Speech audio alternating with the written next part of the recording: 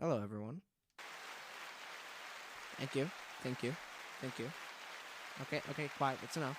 This is a podcast by my dad and my uncle.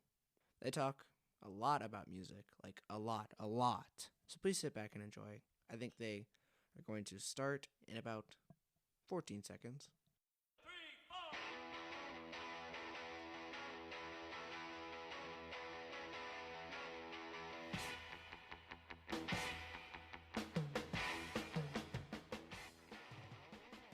Hi there, and welcome to another episode of BG's Brok'n Records. My name is Bob, I'm Gare. and we are here for episode number 19. So close to 20, So close. but just not there yet. What I want to do for this episode is kind of take a look back at, we've been doing this since the beginning of the year. Mm-hmm. Want to kind of take a look. We had a little sabbatical for the last 3 or 4 weeks because of this, that, and the other thing, which are 3 things that are very difficult to work around. So I want to do a recap of what we've done this year. A couple of things I'd like to touch on first. Please, if you enjoy this, do 2 things for us. 1, subscribe. Please. Hit the heart button or whatever the button is on Spotify, or you can find us on Apple Music, or you can find us, not yet, I should be on Amazon Audible, but I couldn't find it today. But we are on that? Or We should be. We okay. should be. Yes. But nice. I'll try and get that hooked up. Thank you, Bob. Send it to a friend. Everybody who's listening to this knows 3 people that they can send it to. Please do that. Please. Please. So we love doing this. We laugh our arse off all the time. 100%. And we want to just get a little bit of a bigger audience.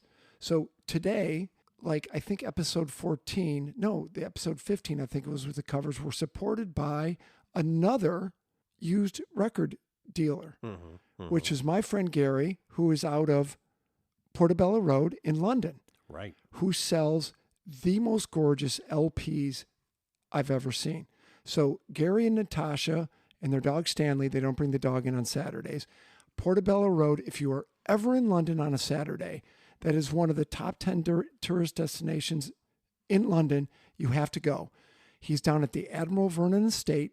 Just ask where it is. Nice. Put it into Google or something. You walk up there. Tell him you have a golden retriever. It'll give you £5 off.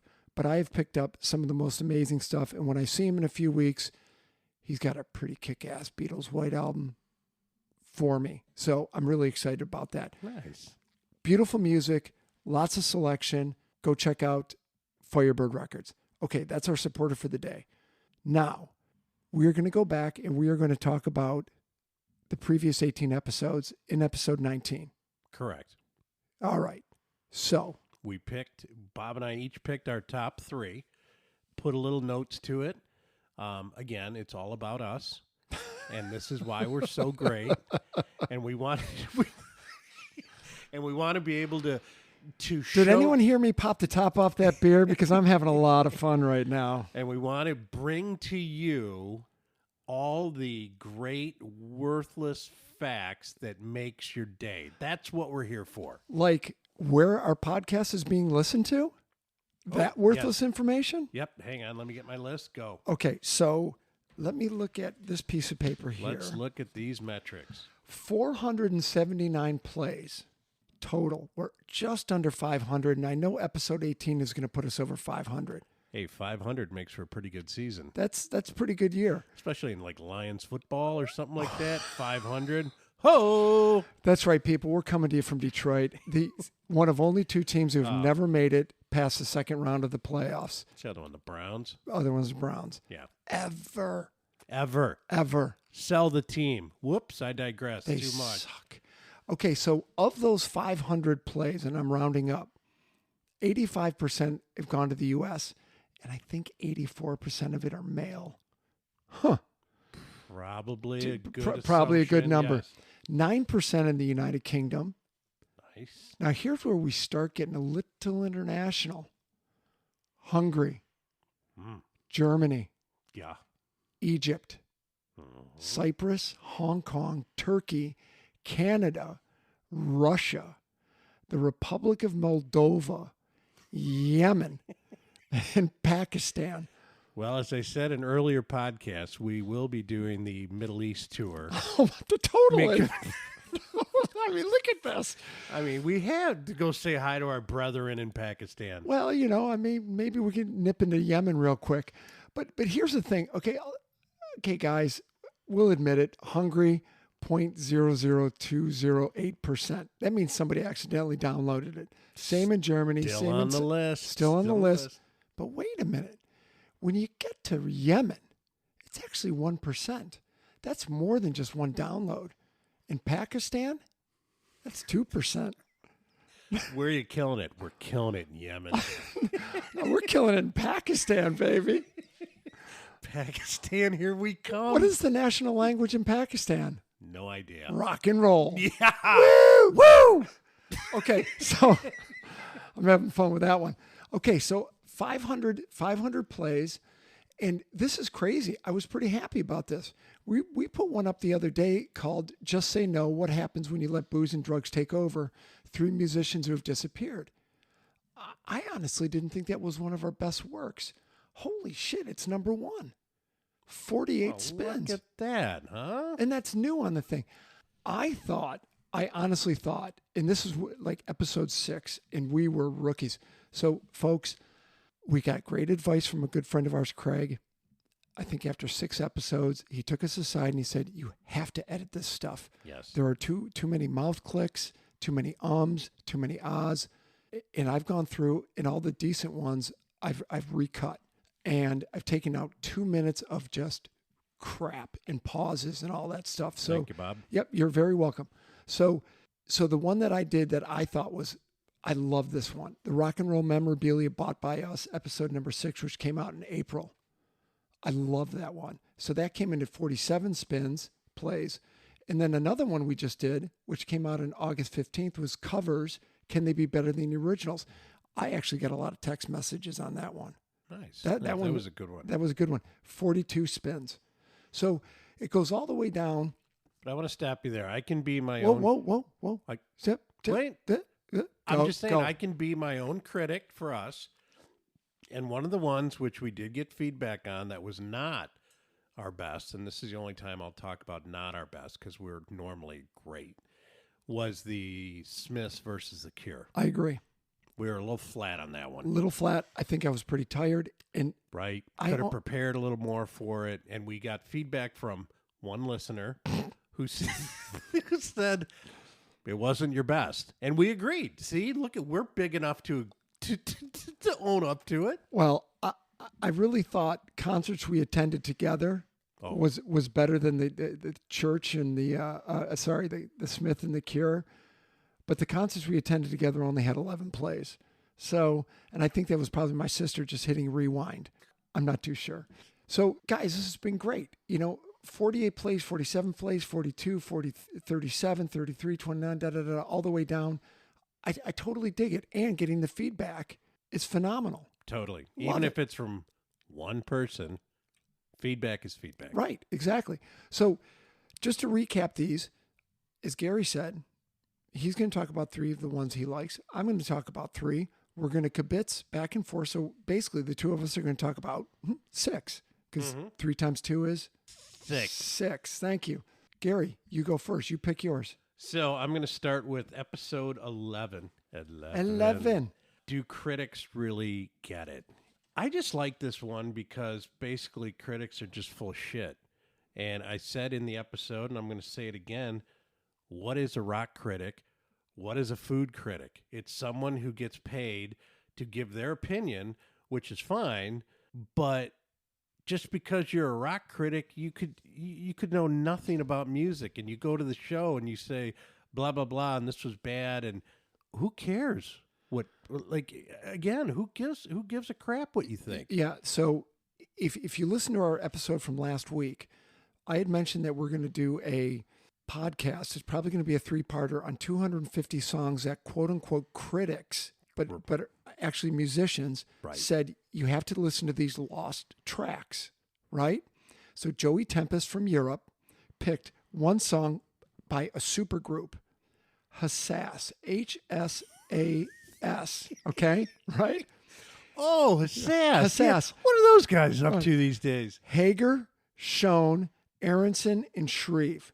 The song is called Top of the Rock. The lyrics, my 13-year-old when he was 6 could have written better lyrics. The silence is me shaking my head right now. It is the dumbest song of it. But Joey Tempest says it's one of the songs you've got to hear. Because he likes it. It's art. Hey, Art's Mikey. in the eye of the beholder. And it's like, good for you. If you can get money being a rock critic, food critic, whatever, good for you. You know who's a good rock critic? Gary Graff. To this day, day. Still a good... Sarah's cousin lives next door to him. Says really? he's the nicest guy in the world. Oh, nice. Yeah. Okay, good. But do you remember that list we were going off of? They had 5 Zeppelin albums in the top 10. Right. It's bullshit. Complete. One Stones. I don't even think Sgt. Pepper was in the top 10. Piss on these guys. Well, from that podcast, Bob asked the question, are we rock snobs? And I'm going to answer it the way I answered it in the podcast. Yes. No. Yes.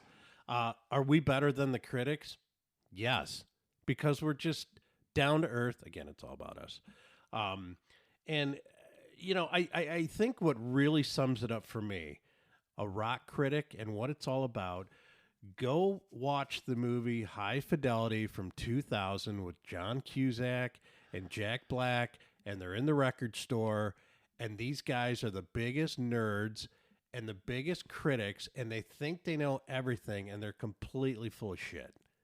I got to watch that movie again. Oh, you know what's funny? I sat down with my son. I'm like, oh, you got to see this. Got to see it. It's a great movie. I don't think it's that great of a movie, is it? No, it's not. Thank you. It's really dry and it gets a little boring. But for people like us who are into music, a lot of the scenes in the record store, I laughed my ass off. Oh, I bet. Because Bob and I would sit around in Kazoo and pull out albums and look who played on them and all that kind of stuff. Just if you get a chance, not the great ending, but it's just a good movie to just see how a rock critic is just so full of it. And what was the main feature of that back then? Mixtapes. Yes. A good point. Yeah, there you go. That shows how old it is. Okay, so do rock critics really get it? Episode number 11. 26 spins, ranked number 9 in the Bee Gees Broken Record hierarchy. Okay, I am going to go with my first one, which I was saying before I hit the record button. Not Just Say No. Rock and Roll Memorabilia Bought by Us, episode 6, released on April 6th, 47 plays, ranked number 2.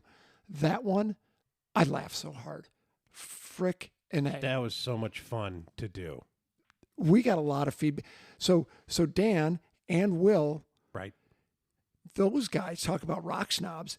They send me a note the next day saying, hey, that Joy Division guitar that you think is kind of overpriced at 106, it's not Joy Division. And they went into this whole thing. I'm like, sorry, guys. I just found it a lot of money for a guitar. Look at us sparking conversation. Well, boom.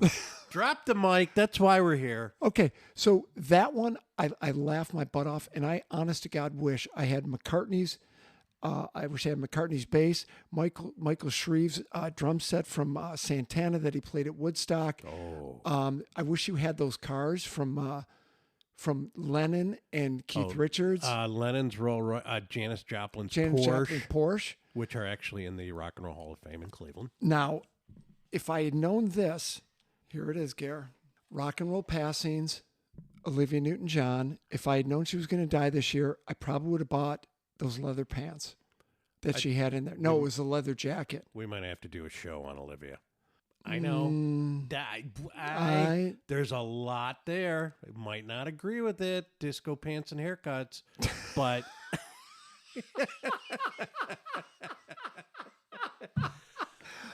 oh, classic Blues Brothers drop that I didn't even see coming. But I'm just saying, anybody our age, disco pants and haircuts. The new Oldsmobiles are in early this year. So Olivia Newton's Grease jacket went for 181,000 pounds. Wow. In 2019. Okay. And her skin tight leggings from Grease went for $162,000. Okay. But I bet you they're worth more now that she's passed. Totally. But who did not? I mean, she was beautiful. She was gorgeous. Absolutely beautiful. So, all right, Gorgeous. maybe we won't do a whole show. Maybe we'll do a whole show on the disco era. There we go. We could do that. Yeah. I could do that. Okay, so that's my rock and roll memorabilia. Gare. Okay, I particularly liked the artists that aren't nice. And let's see, where did that fall on the list? Number 22? I just liked it because as Bob and I, when we went through this episode... No, that's 22 spins. 22 spins that ranked at number 12.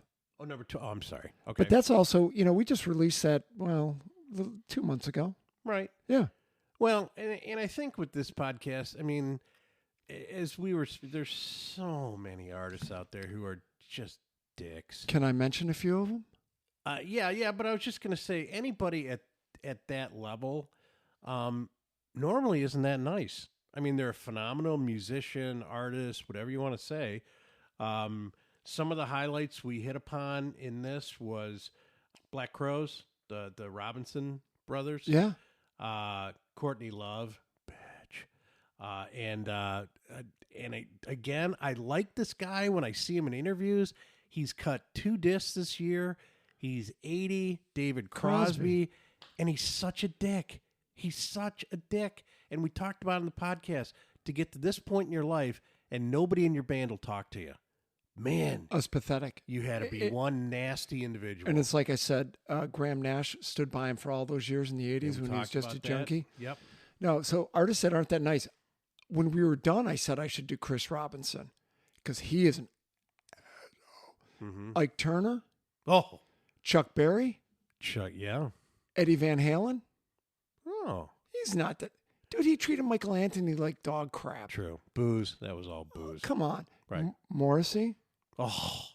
Now, there's a friend of ours who saw him on the last, had never paid to see him again. Like, I will never pay to see Joe Jackson again because they get political. And their whole shows roll into this political rant. Don't want it. Entertain me. Right.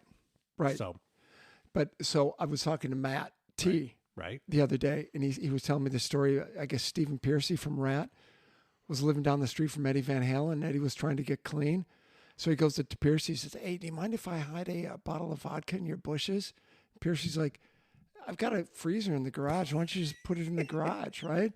So so Piercy's on tour or something. Someone calls him up, and they're like, "Oh, there's someone going through your garage. We don't know who it is." "Well, who is it?" "Well, I don't know, but he looks like Eddie Van Halen." That's because it is Eddie Probably Van Halen. is, yeah. He's looking for a bottle of booze. I'm like, holy shit. Matt's got some funny stories. Oh, yeah. Yeah. So I've got another one. He comes into another story in a second. So those artists, I mean, Ike Turner, we all know about the movie, Great, good movie, man. Yeah, and Ike Turner, and Chuck Berry, man, you watch Hail Hail Rock and Roll. Oh, yeah. And he was only 60. He was only a couple of years older than we are. Yeah. What?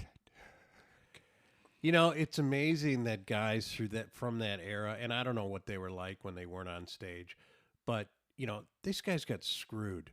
And 100%. Legitimate reason to kind of be a dick, but you know what? Bo Diddley wasn't. Little Richard didn't seem like it. Chuck Berry was a dick. When you and I saw Chuck and Jerry Lee Lewis down at the Fox. Jerry Lee, moment for Jerry Lee. Jerry Lee died today. Did he really? Uh-huh.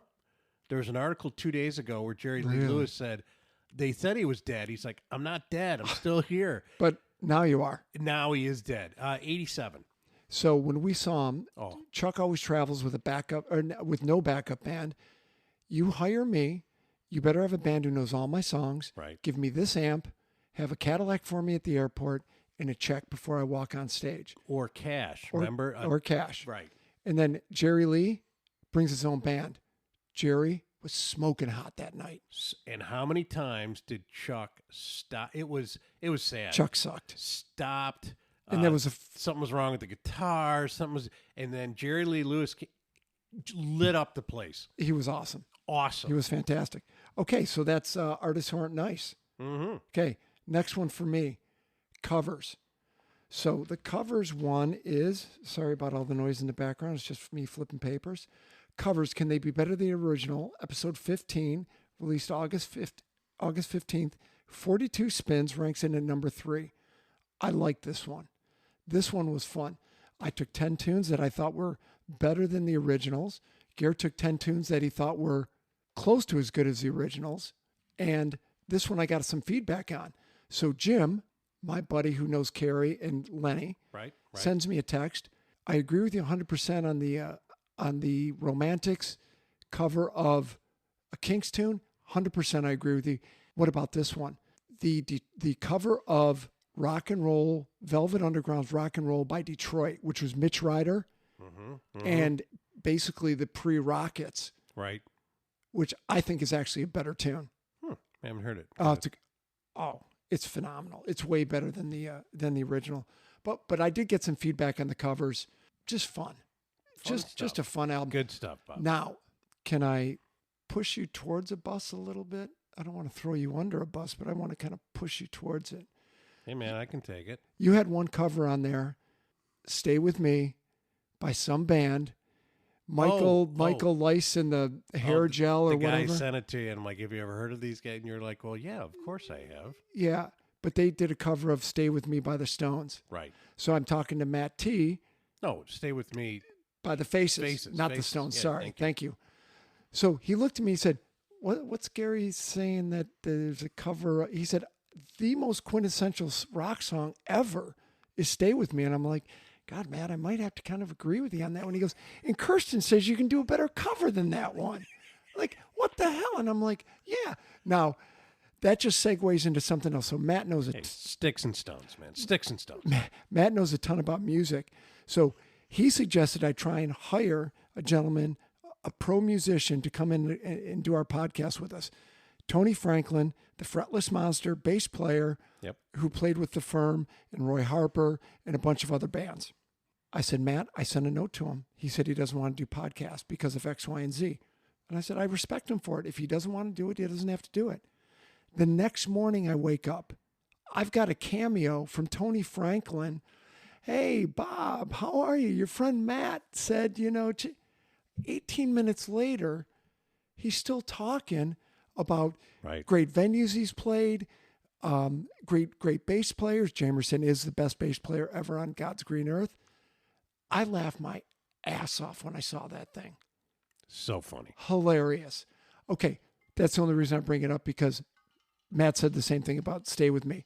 Go. My third one here, Just Say No, which was our number one podcast with 48 plays. That is true. So on this one, we just talked about Just Say No, what happens when you let booze and drugs take over. Unfortunately, people love a comeback story, but people also like to watch a train wreck too. It's sad. It's kind of a double-edged sword. We went through a list of Sylvester or Sly Stewart, Stone, which was Sly Stone, Brian Wilson, Sid Barrett, Peter Green. But this has got to be one of the best quotes that, and it was from I don't have it in front of me right now. It was from a rock magazine. James Brown invented funk. Sly perfected it. Oh, sure. And and again, we talked to Sly still alive. Cocaine was not good to the brain. Yes. Yeah. But, and Bob and I were just talking off air a second ago too. A friend of ours worked Def Leppard, Motley Crue. Who else is on that bill? 3 bands. Poison. They just came through. Poison and Joan Jett. I think Joan Jett was. No. Oh, really? No, I thought it was. Anyways. I don't know. It doesn't matter. Those are the 3. And the reason we brought it up is because John 5 has just decided, they just brought him in the band because Mick, Into which band?